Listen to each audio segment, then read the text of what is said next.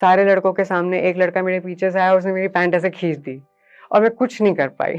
I feel like पहले 5 second तो मैं हिली भी नहीं अपनी जगह से, मैं वहीं पे जमी सी रह गई। मुझे समझ ही नहीं आया मेरे साथ हुआ क्या था। आई रिमेम्बर एक बार एक डॉक्टर मेरे जेनिटल्स का वेट चेक कर रहे थे to see if everything was normal. जब फाइनली मैं एकदम टूटने की स्टेज पे आ गई, तब मैंने मेरी मम्मी को बैठ के बताया कि मम्मी एक प्रॉब्लम है।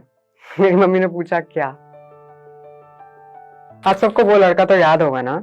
अरे वही जो आपके स्कूल कॉलेज या ऑफिस में था, जिसका चाल चलन थोड़ा अलग था, शौक थोड़े लड़कियों जैसे थे।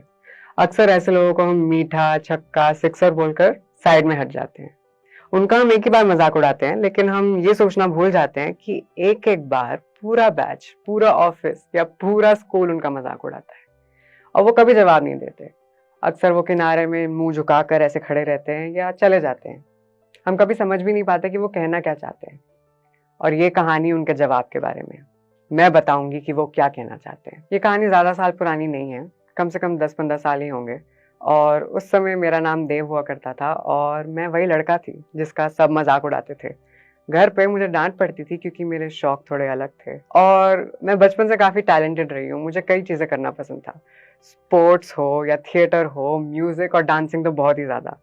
लेकिन धीरे धीरे मेरे हर शौक का इतना मजाक उड़ाया गया ना, मैंने अपने शौक पे गिव अप कर दिया। आई रिमेम्बर जब मैं स्पोर्ट्स फील्ड पे जाती थी तो वहां पे लड़के मेरा मजाक उड़ाते थे। और वो ही नहीं, जब वो स्पोर्ट्स टीचर था वो भी मेरा मजाक उड़ाता था। तो आप समझो एक बच्चा जिसको स्टूडेंट्स तंग कर रहे हैं और वो सोच रहा है कि यार मेरे साथ तो गलत हो रहा है, मेरे को टीचर की हेल्प मांगनी चाहिए। टीचर ही उसका मजाक उड़ा रही है। वो जो अकेलापन मैंने महसूस किया ना उस टाइम पे, never wanted to feel that again. मैंने स्पोर्ट्स पे गिव अप कर दिया। घर पे मेरे को जैसे रहना पसंद था, उसके भी लोग ज्यादा फैन नहीं थे। मुझे बहनों में उठना बैठना ज्यादा पसंद था और बचपन में सब चलता था। अगर छोटा बच्चा थोड़ी अलग हरकतें कर रहा है ना, तो बचपना समझ के छोड़ दिया जाता है। लेकिन एक एज आती है जब लड़के लड़कियों में फर्क दिखने लग जाता है और दूसरे भी आपसे एक्सपेक्ट करते हैं कि आप अब एक लड़के की तरह एक्ट करें, थोड़ा चौड़ के चलें, आवाज में थोड़ा भारीपन लाएं और ये इतराना, शौक, ये सब छोड़ दें। वो एज मेरे लिए बहुत डिफिकल्ट थी, जब मुझे वो चीजें करने को बोला जा रहा था जो मेरे पसंद की थी ही नहीं। मैं कभी समझ नहीं पाई कि मुझे ऐसा क्यों करने को किया जा रहा है, क्योंकि मेरी अंदर से जो फीलिंग थी, मैंने अपने आप को कभी एक आदमी या लड़का महसूस ही नहीं किया। मैं बचपन से अपने आप को एक लड़की या औरत के रूप में ही देखती थी। और फिर जब बाहर वाले लोगों से मुझ पे ये दबाव आया कि मैं उससे अलग हटकर एक जिंदगी जीऊं, तो वो मेरे लिए बहुत मुश्किल हो गया। आई रिमेम्बर 14 साल की उम्र, 13-14 साल की उम्र, जिसमें अक्सर बच्चे प्यूबर्टी स्टार्ट करते हैं और आपके शरीर में अलग अलग तरीके के बदलाव आते हैं। वो टाइम बहुत ज़्यादा मुश्किल था मेरे लिए, जैसा कि कई ट्रांसजेंडर लोगों के लिए होता है। क्योंकि उस समय में मेरा शरीर एक ऐसे तरीके से डेवलप करने लग गया जो मुझे नेचुरल या राइट नहीं फील हो रहा था। मैंने सोचा था मैं बड़ी होकर एक लड़की बन जाऊंगी और अब दाढ़ी मूंछ आ रही है। तो समझो आप वो कितना अजीब थॉट प्रोसेस होगा मेरे लिए, मैं कितनी कंफ्यूज रही होंगी उस टाइम पे।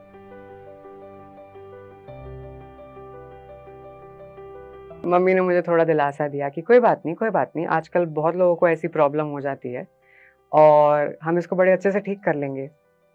फिर मेरी फैमिली ने उसे ठीक करने की कोशिश की। हम जगह जगह डॉक्टर्स के पास भागे, फिजिशियंस के पास भागे, जो फॉर सम रीजन साइकोलॉजिस्ट बने पड़े थे।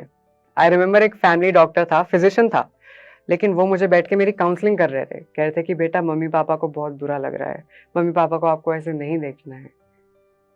और मैं देख रही थी कि ये डॉक्टर मुझे ऐसे क्यों बोल रहा है। जितने भी स्टडीज मैं जानती थी, जितने भी रिसोर्सेज मैंने देखे थे, ये चीज़ तो गलत है ही नहीं।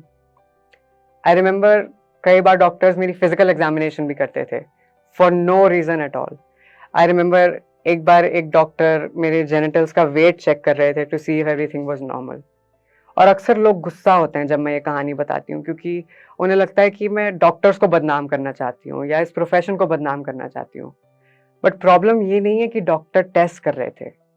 प्रॉब्लम ये है कि डॉक्टर्स ऐसे टेस्ट कर रहे थे जिनकी ज़रूरत ही नहीं थी। मैं बहुत किस्मत वाली हूँ कि मेरे पेरेंट्स ने मुझे घर से नहीं निकाला या मेरे साथ कभी भी कोई ज़्यादती या गलत चीज़ नहीं करी। मेरे पेरेंट्स ने हमेशा मेरे लिए बेस्ट चाहा है। वो बस दुनिया से डरते थे कि मेरे साथ गलत ना हो जाए, और इसी वजह से उनको भी ये बात एक्सेप्ट करने में टाइम लगा, क्योंकि उनकी जनरेशन अलग थी। उनकी जनरेशन में ऐसी चीज़ों के लिए ना तो जगह थी और ना ही ऐसी चीज़ों की बातें होती थी।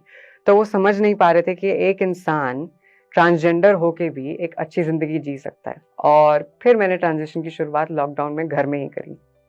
ये काफ़ी इम्पोर्टेंट डिटेल है, क्योंकि आप समझ के देखिए कि घर में मैं एक बुलीड, इनविजिबल, लूज़र लड़का घुसी और ट्रांज़िशन के बाद मैं एक काफ़ी कन्वेंशनली अट्रैक्टिव लड़की बन के घर से निकली।